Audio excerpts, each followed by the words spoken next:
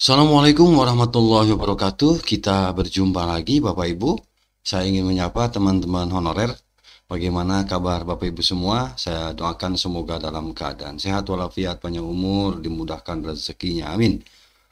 Izin kali ini saya ingin berbagi kembali informasi dari Menpan RB ya Bapak Ibu.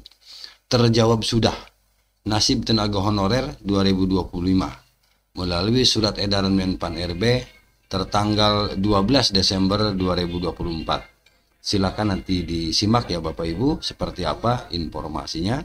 Untuk itu jangan di skip, tonton sampai selesai.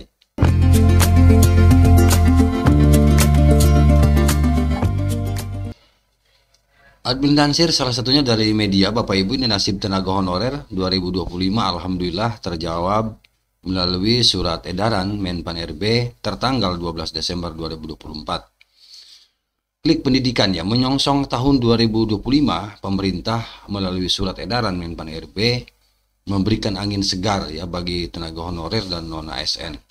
Kebijakan ini bertujuan untuk menjamin kejelasan status serta kesejahteraan para tenaga honorer baik melalui pengangkatan menjadi P3K maupun pengelolaan gaji selama masa transisi. Itu Bapak Ibu ya.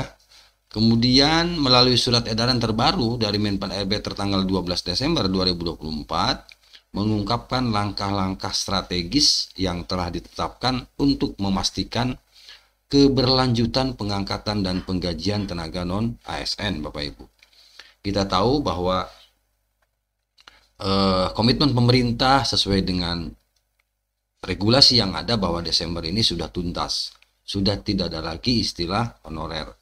Nah, poin-poin apa saja Bapak Ibu yang penting, poin-poin penting di beberapa surat edaran yang dikeluarkan oleh Menpan RB, kita lihat ya Bapak Ibu. Yang pertama adalah batas waktu penataan tenaga honorer ya, atau batas waktu penataan tenaga non ASN. Berdasarkan pasal 66 Undang-Undang Nomor 20 Tahun 2023 tentang ASN, penataan tenaga non ASN harus diselesaikan paling lambat Desember 2024. Jadi paling lambat ya Bapak Ibu. Jadi ini sekarang sudah bulan Desember, tinggal nunggu apa lagi ya gitu. Jadi sudah tidak ada waktu lagi. Ini amanat undang-undang. Kalau tidak diselesaikan sampai Desember ini masalah ya. Jadi harus Desember ini yang harus tuntas. Itu batas waktu penataan tenaga non ASN. Setelah itu Bapak Ibu, pemerintah tidak diperbolehkan lagi mengangkat pegawai non ASN. Oke. Yang kedua sekarang Bapak Ibu. Poin penting yang kedua, penghargaan atas usulan formasi P3K 2024. Menpan RB mengapresiasi pejabat pembina kepegawaian ya di instansi pusat dan daerah yang telah mengusulkan kebutuhan P3K tahun 2024 sebagai bagian dari penataan tenaga non ASN. Itu poin yang keduanya Bapak Ibu. Jadi terima kasih sekali lagi kepada pemerintah kabupaten kota, termasuk ya yang di pusat, yang di provinsi, atas usulan formasi P3K yang sudah disampaikan tentu kepada kementerian. Poin yang ketiga adalah apa? Instruksi penganggaran gaji non ASN. Instruksi penganggaran gaji non ASN. Yang pertama adalah gaji tenaga non ASN yang sedang mengikuti proses seleksi akan tetap dianggarkan hingga mereka diangkat sebagai ASN atau P3K penuh waktu pada 2025. Oke. Jadi tetap dianggarkan selama proses mengikuti proses seleksi sampai diangkat P3K penuh waktu di tahun 2025. Lalu poin yang kedua apa Bapak Ibu? Tenaga non ASN yang tidak lolos seleksi akan dipertimbangkan untuk diangkat menjadi P3K paruh waktu.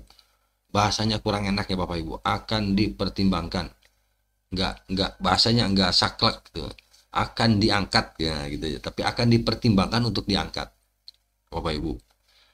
Jadi ini yang poin kedua, tenaga non ASN, instruksi penganggaran ya, gaji, tenaga non ASN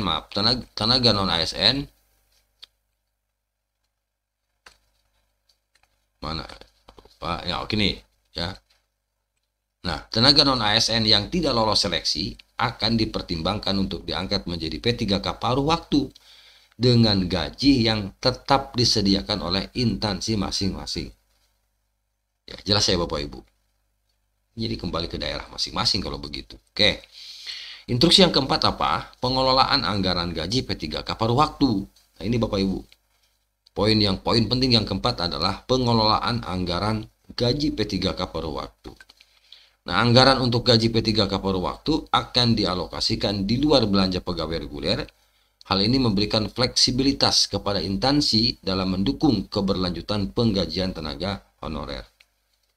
Silahkan Bapak Ibu simpulkan sendiri dari poin keempat ini ya. Apabila Bapak Ibu teman-teman semua diangkat P3K paruh waktu. Oke. Yang kelima, mekanisme seleksi P3K. Yang pertama, tentu melalui proses seleksi P3K yang melibatkan tahapan administrasi, tes dengan CAT-BKN, dan penentuan kelulusan berdasarkan peringkat terbaik. Oke. Yang kedua adalah tenaga yang lulus seleksi akan diangkat menjadi P3K penuh waktu. Bagi yang tidak lulus, mereka akan dipertimbangkan sebagai P3K paruh waktu. Ini bahasanya dipertimbangkan. Oke, ya, itu mekanisme seleksi P3K. Yang keenam apa? Perbedaan P3K penuh waktu dan paruh waktu. Ini poin pentingnya. P3K penuh waktu ini bekerja sesuai jam kerja instansi, menerima gaji dan fasilitas sesuai aturan ASN. Lalu yang ketiga apa? Yang kedua, ini perbedaan P3K penuh waktu dan paruh waktu. P3K paruh waktu, jam kerjanya lebih fleksibel, namun tetap memiliki nomor induk NIP ya, yang dikelola secara nasional oleh BKN. Jadi sepertinya kami ini tidak begitu butuh NIP ya. Selain butuh NIP itu butuh kejelasan gaji, butuh kejelasan penghasilan ya. Bapak Ibu, aduh, gimana ini? Oke, kita lanjut dulu deh. Itu perbedaannya ya. Yang ketujuh yang terakhir ini jadwal seleksi dan penataan NIP P3K 2024. Tahap 1, seleksi berlangsung hingga Februari 2025 dengan penetapan NIP pada Maret April 2025. Dicatat ya Bapak Ibu. Jadi untuk jadwal seleksi penetapan NIP P3K 2024, tahap 1 untuk seleksi berlangsung hingga Februari 2025 ya, dengan penetapan NIP pada Maret sampai April 2025. Kemudian tahap 2, seleksi berakhir pada Juli 2025 dengan SK P3K kemungkinan diterima pada Oktober 2025. Wow, ini masih jauh. Ini mungkin jadwal seleksi dan penetapan NIP 2025 atau 2024 ini. Kalau melihat tahapan ini sepertinya itu untuk tahun masih lama ya prosesnya kita. Oke Bapak Ibu, itu saja ya informasi yang dapat saya bagikan ya. Semoga ini bermanfaat. Ini adalah resume, ya, barangkali resume dari beberapa edaran yang sudah dikeluarkan oleh Kementerian Pan-RB ya terkait dengan pernasiban ya teman-teman honorer yang akan diangkat menjadi seleksi ya, yang akan diangkat menjadi P3K, ASN P3K. Bapak Ibu, semoga informasi ini bermanfaat. Terima kasih ya. Mudah-mudahan bisa mencerahkan dan kita berdoa semoga segera diselesaikan urusan P3K ini dengan bijaksana tentunya oleh pemerintah. Terima kasih. Assalamualaikum warahmatullahi wabarakatuh.